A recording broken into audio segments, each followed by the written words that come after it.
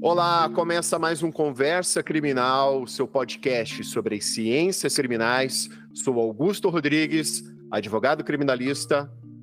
Eu sou Márcia Mendes, produtora cultural e presidente do Instituto Isacate. Olá, me chamo Laiana Quaresma, sou advogada, atuante na área criminal e atualmente diretora jurídica do Instituto Isacate. Hoje viemos aqui com a presença das convidadas, a Márcia e a Laiana, para falarmos sobre a vida das mulheres egressas do sistema prisional. Esse episódio ele acaba sendo uma continuação dos episódios que fizemos sobre mulheres no cárcere. Então aqui conto com a Márcia, ela é presidente do Instituto Isacate, que desenvolve um trabalho com essas mulheres egressas do sistema carcerário. Então confira mais um episódio do Conversa Criminal Podcast.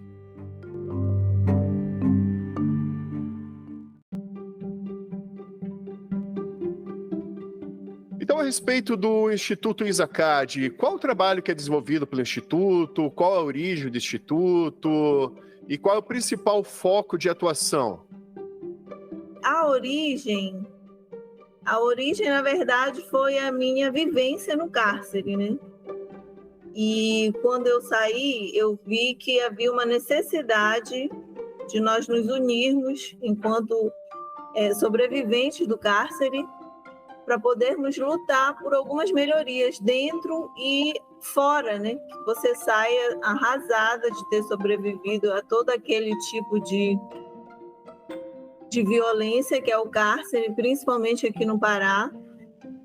E aí eu pensei, não, eu sozinha eu não posso, eu preciso me juntar a outras mulheres que viveram isso ou que têm um lugar de fala dessa experiência.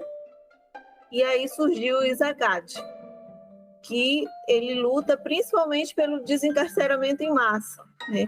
Mas também a gente faz esse apoio na saída, a porta de saída, que foi o projeto que a gente conseguiu aprovar dentro do Fundo Brasil, que é o nosso único apoiador até então, e que está ajudando a gente a desenvolver as palestras, né? Principalmente o que eu percebi dentro do cárcere foi a falta o conhecimento total do direito que a mulher, tanto dentro do cárcere quanto após o cárcere, ela tem. E aí, o social, todos os direitos, assim, eu vi, assim, que elas estavam perdidas. Assim como eu também, né? Estava perdida, não sabia o que ia acontecer comigo, se eu ia perder meus filhos, nada, assim. E eu vi que o conhecimento do direito ajuda muito a gente a sobreviver lá, aguentar, né? E até mesmo a usar esses direitos, tipo habeas corpus e vários outros, assim, que eu realmente não conhecia. E eu vi que as outras mulheres também, quando elas são presas, elas não sabem nem para o que vai acontecer da vida dela. Ficam uma coisa assim, completamente desesperada. E aí a gente montou o Isacate, juntando essas mulheres, e aí a gente está nessa luta para poder recebê-las, para poder encaminhá-las. A gente tem um convênio com o escritório social. Hoje mesmo veio uma menina aqui num momento muito difícil, que ela saiu há 2 semanas com uma criancinha ela pariu, ela deu luz no cárcere, depois teve que entregar a filha, e agora ela finalmente conseguiu sair, a criança já tem 2 anos, e ela tem que começar uma vida assim. Ela saiu há 2 semanas, ela não conseguia nem pegar um Uber. Eu tive que explicar para ela direitinho, porque ela está tão perdida que ela não sabe, está perdida, assim. Ela tem uma criança e ela tem um monte de demanda, e aí eu a levei no escritório social, a gente conseguiu várias coisas, um encaminhamento para Bolsa Família, uma creche para criança, um curso que ela gosta de fazer manicure, essas coisas. A gente conseguiu, a Secretaria da Mulher aqui vai dar esse apoio para ela, um curso profissionalizante. E é mais ou menos isso que a gente faz, entre outras coisas, entre as palestras no presídio, né, no Ministério Público. A gente está abrindo o caminho, assim, para que seja mais fácil essa saída do cárcere.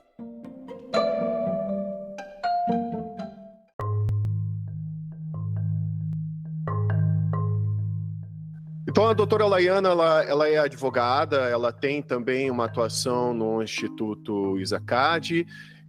Doutora Laiana, pode compartilhar com os nossos ouvintes um pouco da atuação, da tua experiência no Instituto, principalmente em relação a essas mulheres egressas e até em relação às apenadas também. Perfeito, Augusto. As questões pautadas pela Márcia é o que a gente realmente tenta trazer para o nosso instituto, porque a gente sabe que existe o que a gente chama de consequências do encarceramento, que é principalmente o rompimento dos vínculos familiares, né? Essas mulheres, quando elas saem do sistema prisional, a maioria, ela perde o apoio de seus maridos, de seus familiares, diferentemente do que ocorre na maioria das vezes com os homens encarcerados, né? A gente vê que as mulheres que são egressas ao sistema prisional, elas perdem muito mais esse suporte familiar, estrutural aqui fora. Então, o Instituto ele vem exatamente para isso, para dar essa orientação e uma certa segurança na medida que a gente consegue, né? Porque a gente sabe que nem todas a gente tem acesso. Até porque lá dentro a gente tenta fazer esse trabalho de conhecimento para elas, que como a Márcia disse, estar ciente de seus direitos não é fácil. Ali dentro elas são muito cerceadas em todos os sentidos. Quando a gente tenta pautar ali um tema de quais são os direitos dentro do sistema prisional, já é difícil, porque a gente sabe que ali é tudo muito limitado. Mas também existe o direito dessas egressas aqui fora. A Lei de Execução Penal, ela traz, né, no seu artigo 25, algumas assistências ao egresso, tanto homem quanto mulheres, que seria na orientação para reintegrá-lo à vida em liberdade. Só que a gente vê que isso não acontece. Então, o nosso intuito, enquanto instituto, foi ver essa ausência de prestação de assistência mesmo e tentar orientar na medida que a gente consegue. A Lei de Execução Penal também estabelece, por exemplo, a concessão, se necessário, de alojamento e locais adequados pelo prazo, salvo engano, de 2 meses. Só que a gente vê que essa aplicabilidade quase inexiste, né? Porque até mesmo a gente aqui fora, enquanto atuantes na área criminal, do direito penal, é um pouco complicado de buscar, porque a gente não tem a gente não vê isso acontecer cotidianamente. Então a gente tenta trazer projetos para que essas mulheres, elas possam ser vistas não só como egressas, né, mas como pessoas que merecem uma oportunidade agora pós-cárcere. Então, a gente sempre leva essas pautas tanto para o Ministério Público, que, salvo engano, foi mês passado, que a gente fez uma palestra ali no Ministério Público para pautar realmente esses direitos e convidamos algumas egressas que a gente tem contato para realmente compartilhar essas informações fora do sistema prisional e mostrar para elas que existem, sim, direitos e amparo para elas aqui fora, né? E a respeito dessa assistência prestada a essas mulheres, né, principalmente em relação à assistência jurídica, a Márcia mesmo citou que muitas dessas mulheres no cárcere não têm um conhecimento básico dos seus direitos, seja um direito garantido na Constituição ou na Lei de Execução Penal, ou até mesmo as normas, né, convenções internacionais relacionadas à execução penal. São legislações que, numa realidade, as pessoas não têm assim, um acesso, um conhecimento, né, ainda mais tendo aí a notório, né, deficiência do Estado em prestar toda a assistência jurídica ou educacional às pessoas, né? Então, a pergunta que eu faço, Márcia, é se você tem assim, um exemplo de uma atuação nesse sentido que vocês prestaram a essas mulheres. Então, Augusto, a nossa primeira oficina, ela é direcionada para a mulher presa, né? A gente pautou todo a gente direcionou, na verdade, para esclarecer os direitos que elas têm lá. Então, a gente usou uma cartilha do CNJ, porque Infelizmente, como a Laiana falou, a gente tem limitações quando a gente está dentro do presídio, a gente não pode fazer filmagem, a gente não... Tem várias restrições. E essa cartilha, como foi o CNJ que criou, eles não tinham como barrar. A gente fez toda uma pesquisa para apresentar o material que realmente fosse possível apresentar. E aí, dentro dessa cartilha, ela tinha um formulário de habeas corpus, que no final todas as mulheres quiseram preencher, e como teve a pandemia, né, e elas ficaram sem audiência e ficaram muito tempo, quase 3 anos, sem nenhum tipo de assistência, eu acho que a gente conseguiu 30 pedidos de habeas corpus nesse dia. Para a gente, enquanto instituto, foi muito bom, que a gente deu entrada e está esperando, porque eu acho que algumas mulheres, tenho certeza, no Pará acontece o seguinte: elas são esquecidas pela família, pelo judiciário, por todo mundo. Aí ela fica provisória durante 5 anos. Não tem audiência, não tem nada. Eu só consegui uma audiência depois de 9 meses. Isso pedindo sempre, porque ou não tinha transporte. Uma vez me disseram que não tinha colete. Aí assim a mulher vai ficando lá, vai adoecendo. E quando eu pensei no Instituto, eu pensei exatamente nisso. Vamos dar assistência, porque vai a Defensoria Pública, assim, num plantão assim, esporádico, sabe? Eles se esforçam também, mas aí aqui são 900 casos para um defensor público. E aí fica quase impossível. E eles dão orientações, mas eles não entram com formulário de habeas corpus como a gente chegou lá, né? E aí eu me senti também assim, mal, porque a gente falando dos direitos dela e nada daquilo elas tinham lá. Por isso que depois o nosso passo seguinte foi o Ministério Público. Porque o que adianta tu dizer, olha, você tem direito a isso, isso e isso, e aqui lá o presídio dizer, não, você não pode. No momento que a gente foi lá, elas estavam sem lençol. E é frio, assim, durante um período, chove muito. E elas passaram todo esse período, não é frio que nem Curitiba, né? Mas é frio, sim. E elas estavam sem nada, porque entrou uma nova diretora, e a diretora fez uma revista e tirou até o lençol.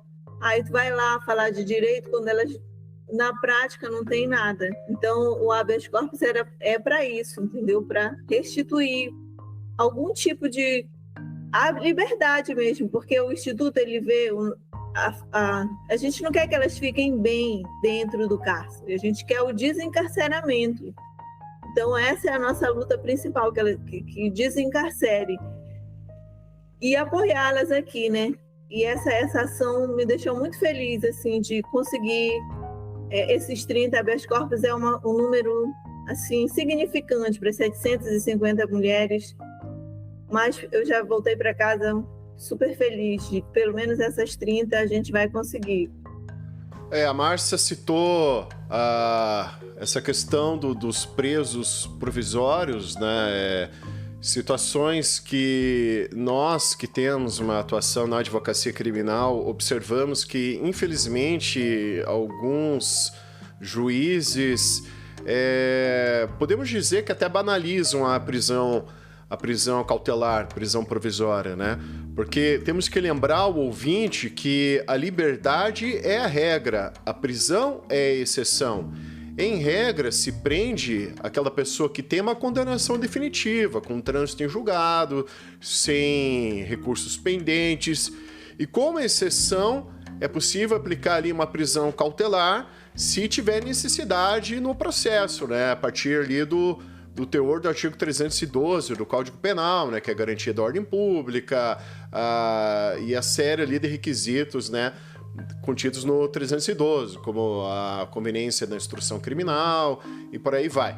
Mas, infelizmente, verificamos, né, situações em que o juiz decreta uma prisão preventiva com base na gravidade em abstrato do crime, principalmente quando está relacionado à lei de drogas, né, ou situações também que ele aplica ali de forma abstrata uma garantia da ordem pública, sem demonstrar em concreto que aquela pessoa realmente representa um perigo à ordem pública e que ela não tem condições de responder ao processo em liberdade ou com uma cautelar diversa da prisão. E essa situação que a Márcia citou, 5 anos, uma pessoa presa cautelarmente 5 anos, sem julgamento, sem uma audiência de instrução, sem uma sentença condenatória. E o pior, muitas situações em que a pessoa ela fica presa, chega durante a instrução do processo, ou ela tem uma sentença absolutória, né, que vai absolver essa pessoa em relação à imputação, ao crime, né? Ou situações também que é aplicada ali uma pena no regime semiaberto ou no regime aberto, que depois é convertida numa pena restritiva de direitos. Então veja, numa situação que a pessoa ela fica 5 anos presa para nada. Um exemplo, né? Ou situações como a Márcia citou, né? Ficou 9 meses presa cautelarmente. Tinha necessidade de uma prisão dessa? Então, são essas questões, né, que nós, como advogados, sempre temos que criticar essa banalização da prisão cautelar. Infelizmente, também o Estado tem uma estrutura deficitária em relação à Defensoria Pública, como a própria Márcia citou.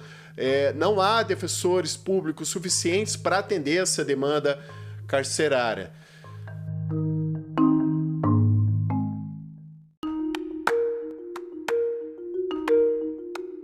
Nesse sentido também de atuação do Instituto ISACAD, a gente sempre busca também parceiros, né, para somar nessa nossa atuação e foco no desencarceramento.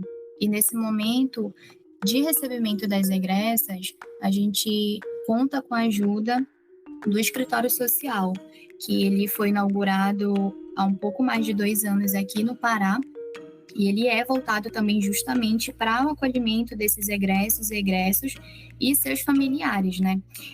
Ele vem realizando um trabalho que é muito interessante, porque ele faz uma reintegração do egresso e da egressa com a sociedade, estimulando e qualificando, porque ele também propõe alguns projetos em parceria com o CNJ, que ele é impulsionado pelo CNJ, né? E hoje a Márcia me relatou que uma egressa acabou buscando-a e sem saber para onde ir, por onde ir, né? Desorientada, a Márcia acabou levando ela lá no escritório social e ali também ela teve um suporte. A Márcia orientou no sentido de reestruturação ali, por onde ela pode buscar, quais são os seus direitos e como a gente, como instituto, também pode orientá-la, no sentido dela também vir buscar a gente, caso ela precise de algo. Ela é do interior, se eu não me engano, eu esqueci agora a cidade, a Márcia pode melhor explicar o que aconteceu, mas ela tem uma filha pequena, que ela acabou tendo essa filha dentro do sistema prisional. A gente não consegue assim, nem imaginar como foi esse período para ela. Então, ela é uma pessoa extremamente vulnerável agora nesse momento, em que a gente, enquanto instituto e escritório social, tentamos trazer o máximo de foco para a ressocialização dessas mulheres que estão em extrema vulnerabilidade. O mais engraçado é que quem encaminhou ela foi a Defensoria Pública. A doutora Isabel me encaminhou ela. Ou seja, a demanda deles é tão grande que eles não conseguem. E ela viu que a menina estava numa situação mesmo. Ela saiu há 2 semanas e ela teve a criança no cárcere. E ela veio com a criança aqui, né? Há 2 semanas ela conseguiu resgatar a filha que estava com a tia. E aí, quando eu me coloco como mãe no lugar dessa mulher, gente, eu pensei, não, eu larguei todos os meus compromissos hoje porque ela não estava na minha agenda. Eu tinha 2 reuniões importantíssimas, mas eu falei, não posso deixar essa menina sair assim, sem nada. E aí ela ficou em casa aqui, a gente fez uma agenda para ela. Eu falei para ela, olha, tem que conseguir uma creche, tem que ir no CRAS, fazer o Bolsa Família. Mas isso tudo, quem facilita É o escritório social, que ele é o mecanismo que faz a coisa funcionar da reinserção. Uma parceria, acho que foi a parceria assim, mais substancial do nosso instituto é o escritório social. Aí eu liguei para a Manuela, levei a menina lá, e aí ela teve um acolhimento maravilhoso, conseguimos todas as demandas. Inclusive ela já trabalhava, né?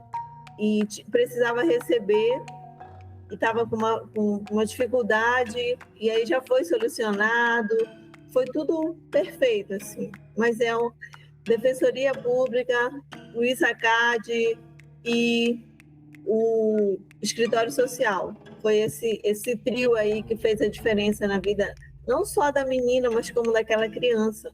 A criança estava doente, um drama mesmo, gente, um drama, assim.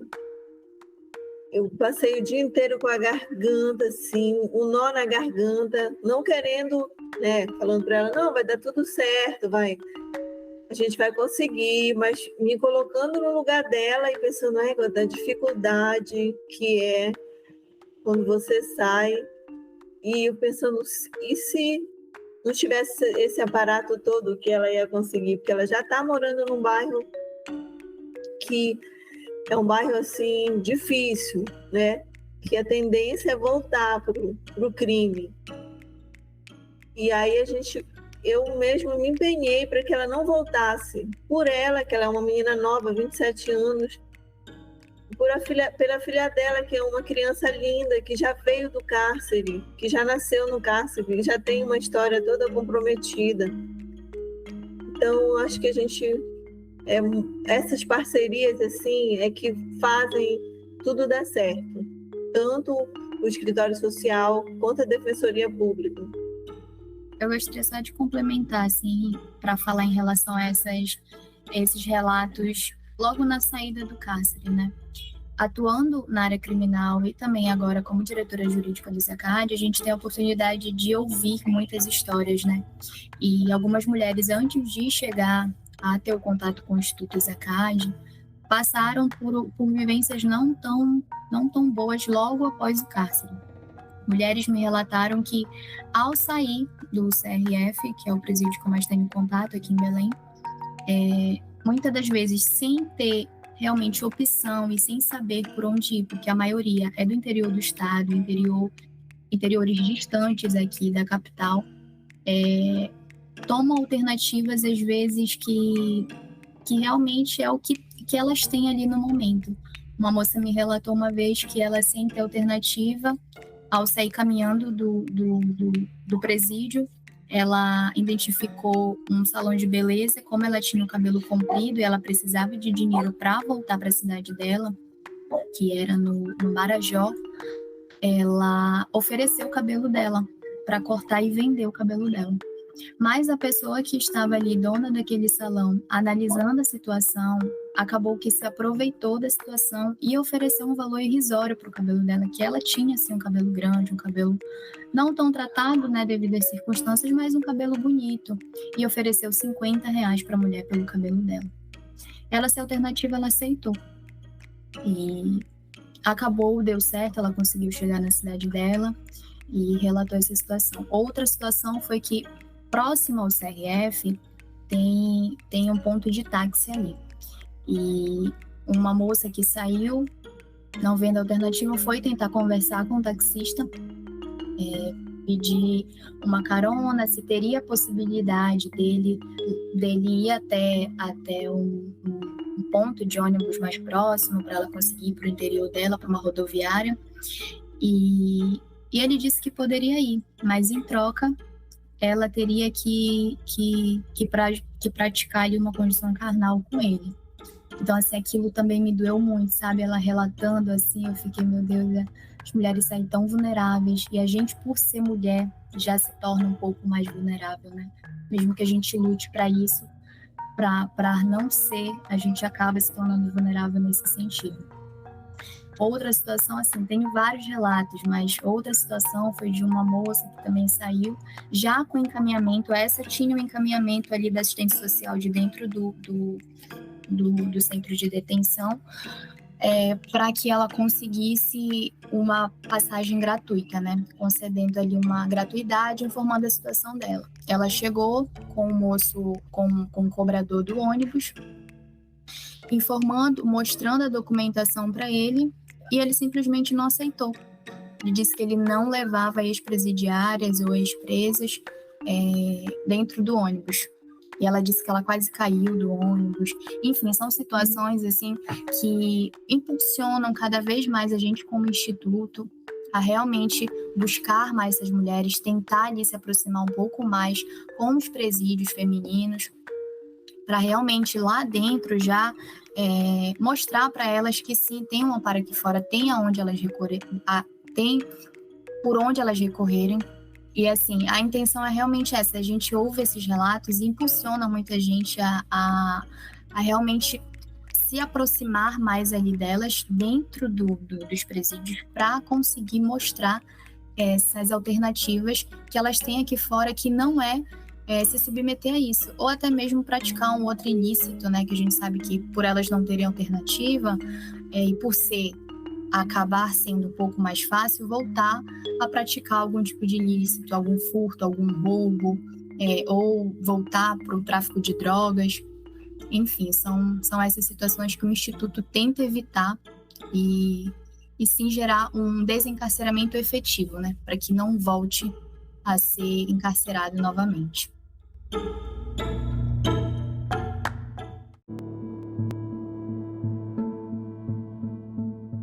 Eu estou fazendo o link desses casos com o já citado artigo 25, né, que até a doutora Laiana citou, que é assistência ao egresso, né? Até peço licença para você ouvinte para fazer um rápido comentário sobre esse artigo 25, né?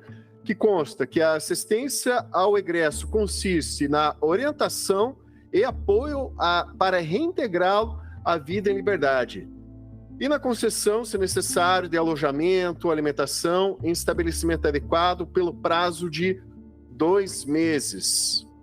Também consta aqui que esse prazo de 2 meses ele pode ser prorrogado uma única vez, comprovado por declaração do assistente social o empenho na obtenção do emprego.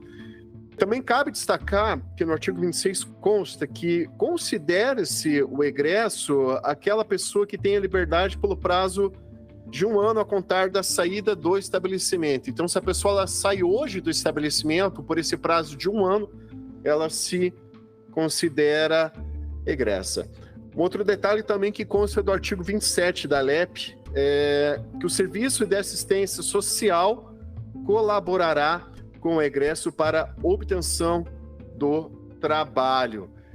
E então, a partir desses comentários, né, das nossas convidadas, verificamos que o Estado, o poder público, né, como não é se surpreender, não tem dado cumprimento ao que dispõe esse artigo 25 e seguintes da Lei de Execução Penal. Então, até aqui reforço a pergunta para as convidadas, né? Então, vocês viram alguma vez o poder público se manifestar em algum sentido de oferecer esse tipo de assistência, um alojamento, uma orientação, um emprego? Vocês já citaram que não, mas só para reforçar, em alguma situação, um caso sequer, já viram esse tipo de assistência, esse cumprimento do artigo 25 e seguintes? Talvez a Márcia possa pontuar melhor que eu, mas eu, como advogada atuante, para mim se torna até difícil conseguir exemplificar essas situações, porque realmente eu não consigo, não vivenciei e não consigo visualizar essas situações sendo efetivadas no nosso país hoje, porque não vejo aplicabilidade, não vejo. Até no nosso último evento, a gente pautando, questionando, se torna difícil até de questionar, porque não tem resposta. Chega a ser contraditório, né? Porque está na lei, mas como se aplica? Porque não tem aplicabilidade. Na verdade, eu mesmo também não vi. Nunca, nenhum caso. Não tem um abrigo. Abrigo não tem. Para uma egressa, eu não sei, não existe. Agora, o emprego, a gente tem a Fábrica Esperança, que é muito limitada também, que eles encaminham. O escritório social, ele tenta, mas, assim, hoje essa menina que veio aqui, ela trabalhava, e assim que ela saiu, ela perdeu o emprego. Ou seja, aqui mesmo, só a Fábrica Esperança. E eu vi um áudio de uma amiga que tinha acabado de mandar para ela, dizendo que ela está já há 2 meses fazendo o processo de cadastramento da Casa Esperança, né? E que ontem foi o último dia que ela deveria passar com a psicóloga para já começar na segunda-feira. E a psicóloga não conseguiu atender ela porque já tinha passado o horário, uma burocracia assim. E ela mandou um áudio, um monte de palavrão, falando para que ela não aguentava mais e que ela não tinha mais dinheiro, que ela ia desistir. Ela já estava próximo, só que a psicóloga não atendeu ela. Ou seja, todo o processo que ela fez, ela estava tão desestimulada que ela queria desistir. Aí eu mandei um áudio para ela, conversei com ela, falei, tu já está quase lá, vamos lá, se for ônibus, a gente pode te ajudar. Mas, assim, parece que é desestimulante, eles vão criando, sabe, burocracias que acabam desestimulando as mulheres estão desesperadas por emprego. A demanda maior é emprego. Eu sei porque todas que vêm comigo, elas me falam, preciso de emprego. Eu tenho tanto de filho, eu não tenho o que comer, é uma coisa desesperadora. E eu não vejo o encaminhamento efetivo. Até o escritório social ele tem limitações, ele está buscando fazer parceiros, mas realmente não tem. A não ser a Fábrica Esperança, que é bem limitado para a demanda de mulheres que saem, dificilmente vão conseguir. Mas eu acredito, Márcia, que a Fábrica Esperança, ela seja para o regime aberto, né? Ela não é direcionada para as mulheres egressas, porque, como você relatou, a moça que trabalhava, quando ela saiu, assim, livramento condicional, ela já não podia mais trabalhar lá. Foi isso que aconteceu? Essa amiga dela, não foi ela, foi amiga dela, né? Ela foi encaminhada para a Fábrica Esperança, porque ela fez uns cursos lá de corte e costura. Ela foi preparada dentro do presídio e aí ela foi encaminhada para a Fábrica Esperança.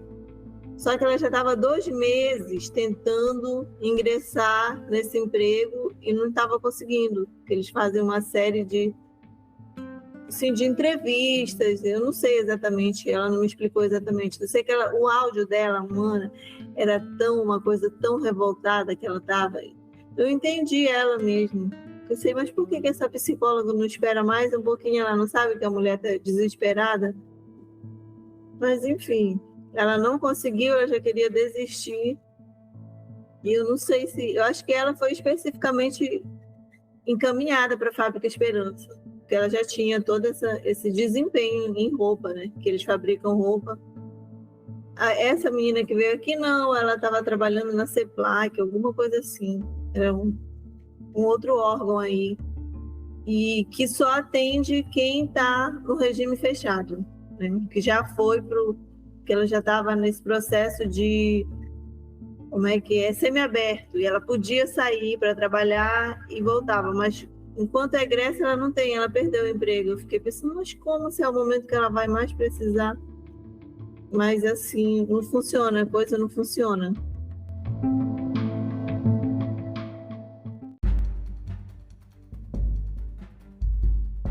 Então, como as convidadas citaram, essas mulheres egressas têm uma dificuldade enorme na vida após o cárcere, né?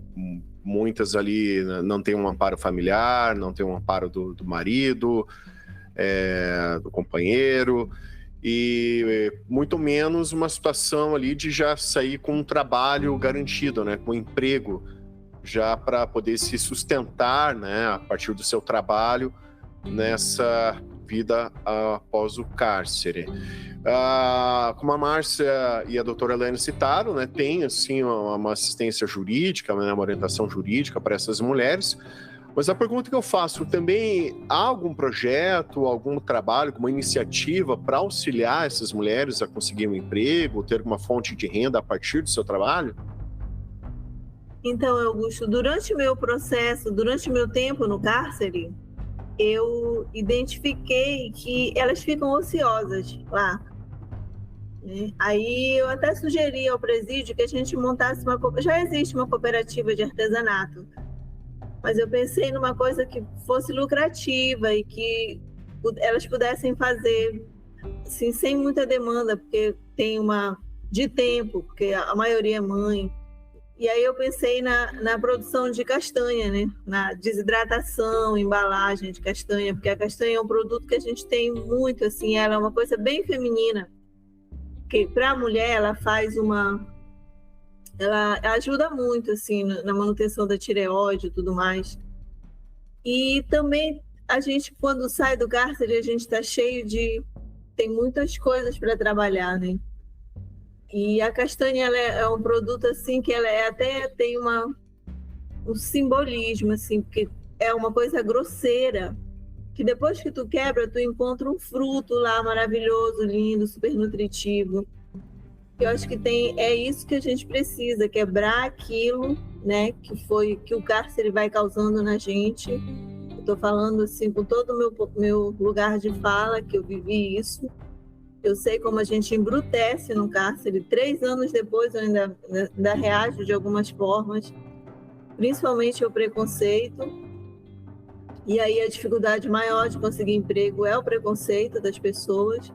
Eu pensei, vamos montar uma cooperativa com essas mulheres que saem. Eu estou trabalhando nisso já. Inclusive fui aqui na organização de cooperativas para sugerir para eles e para pedir informações, né, de como fazer isso, uma cooperativa de trabalho para reunir essas mulheres dentro dessa cooperativa de produção de castanha, que eu acho que vai dar certo. A gente está construindo para suprir essa demanda de trabalho que é muito necessária e trabalhar dentro da economia com essas mulheres. A nossa última palestra vai ser sobre economia, já sugerindo a criação da cooperativa de castanha, porque elas são empreendedoras, sabe? Elas são corajosas, elas querem realmente trabalhar de alguma forma. O tráfico faz isso, ele dá um produto para que elas vendam. Então, é só isso, a gente tem que dar alguma coisa para que elas possam vender, trabalhar, porque eu vejo como elas são empreendedoras. Todas as mulheres que eu tive contato, eu via muita garra, sabe, muita vontade de, sei lá, de fazer coisas assim, mas não tinha, o Estado não dá essa oportunidade. E aí eu acho que a gente está nessa construção, a gente está nessa construção dessa cooperativa para tentar ajudar essas mulheres, e eu tenho certeza que vai dar certo, assim. Eu ainda preciso de um número maior, porque quando elas saem, elas não têm nenhum recurso, né? Então a gente vai primeiro criar recurso, fazer um treinamento. Nós conseguimos uma parceria com a Secretaria de Trabalho, e a secretaria, a gente já vai encaminhar elas e vão ser treinadas, manipulação de alimento. É toda uma construção, infelizmente não dá para ser logo assim, mas a gente está em construção dessa cooperativa de trabalho para as mulheres egressas.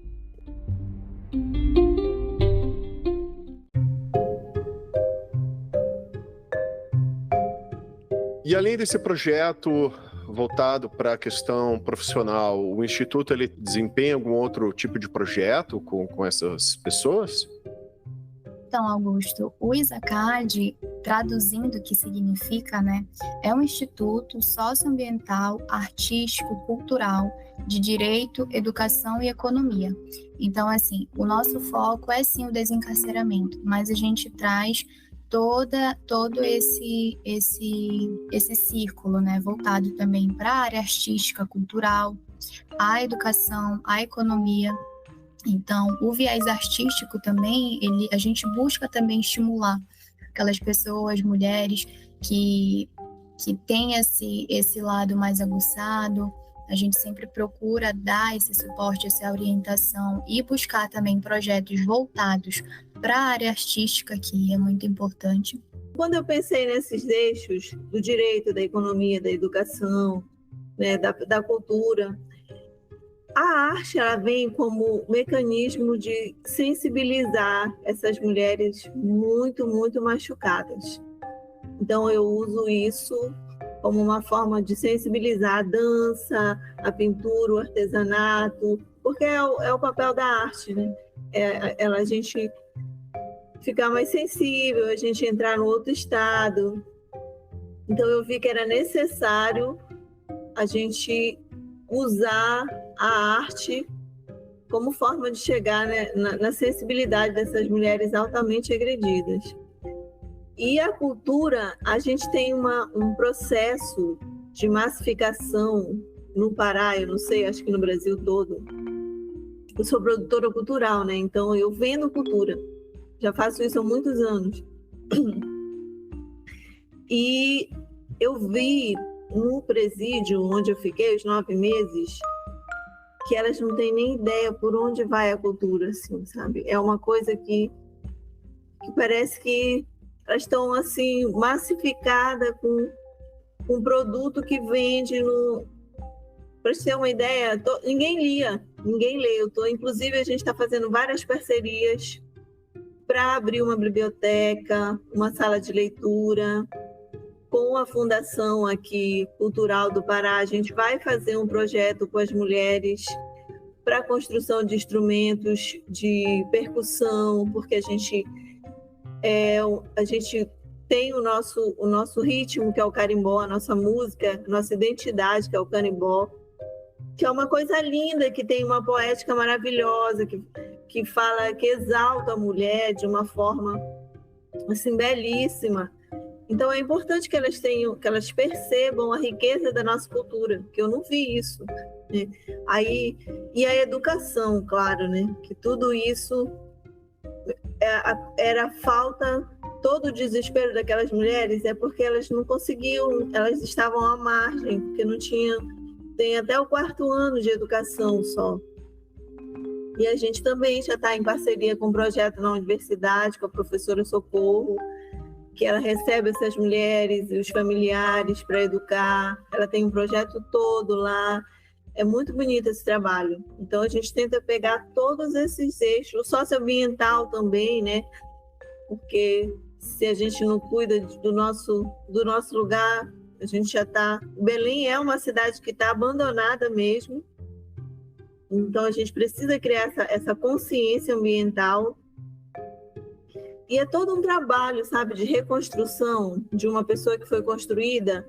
A gente, sei lá, até a arrogância da minha parte dizer que mas a gente ajuda, a gente tenta, a gente dá mecanismo para que elas tenham acesso, pelo menos. Porque o que eu vi é que a maioria, assim, 80% nunca teve acesso à arte, à cultura, à educação. E aí só quem deu acesso para elas foi o tráfico, foi as facções. E isso é um vácuo que a gente precisa preencher. E aí, por isso que eu criei o Instituto com todos esses eixos, que foi o que eu vi que faltava na vida de todas aquelas mulheres. É um pouco disso tudo. A situação principalmente dos crimes, né, relacionados à lei de drogas, né? Até quero fazer convite ao nosso ouvinte, né? Gravamos um episódio sobre lei de drogas com a presença de 2 especialistas no assunto e como eles citaram, né? A questão de drogas está relacionada a um problema social muito mais profundo, muito mais complexo, né, do que a gente pode imaginar. E então essas pessoas que muitas vezes não tiveram acesso a uma formação profissional, cultural, como cidadão, e estão ali submetidas a um meio que já proporciona, né, esse ingresso a esse tipo de atividade, né, que acaba não dando opção para a pessoa, em razão assim, do que a gente já sabe, né, do Brasil, dos problemas, né, que temos, né, em relação não só ao desemprego, mas também às baixas condições, né, salariais da classe trabalhadora, que, infelizmente, para manter uma condição digna de sustento, né, seja na esfera de saúde, de alimentação, vestuário, né, temos ali um salário mínimo que não é constitucional. Vimos que, pelo DIEESE, um salário mínimo constitucional para atender todas essas necessidades, ele supera o valor de R$5.000. Então é uma situação que as pessoas têm que se submeter às vezes a um mercado ilícito de drogas para ter um sustento mais digno, né, para si e para a sua família. Então é muito importante, então, esse trabalho, né, claro que a Márcia citou, né, porque a pessoa ela tem que ser formada não só ter essa formação profissional, não só para o trabalho, tem que ter essa formação como cidadão, e a cultura, a arte, ela está diretamente relacionada a essa formação do indivíduo como um ser humano integrado na sociedade.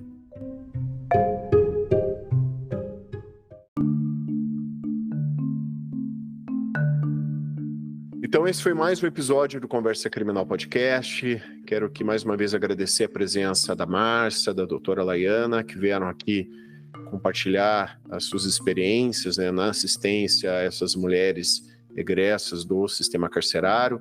Também falaram sobre a importância do trabalho do Instituto ISACAD.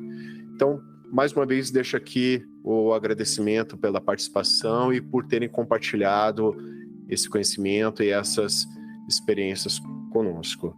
Se vocês quiserem também fazer alguma indicação de como encontrar o Instituto, alguma recomendação, divulgação, fiquem à vontade. Bom, gente, eu gostaria de agradecer primeiramente ao Augusto, né, pelo espaço, e dizer que o nosso instituto ele está presente no Instagram com o nome ISACADE 2023, ISACADE 2023. Lá vocês vão encontrar os nossos contatos e os nossos eventos. E mais uma vez, muito obrigada pelo espaço.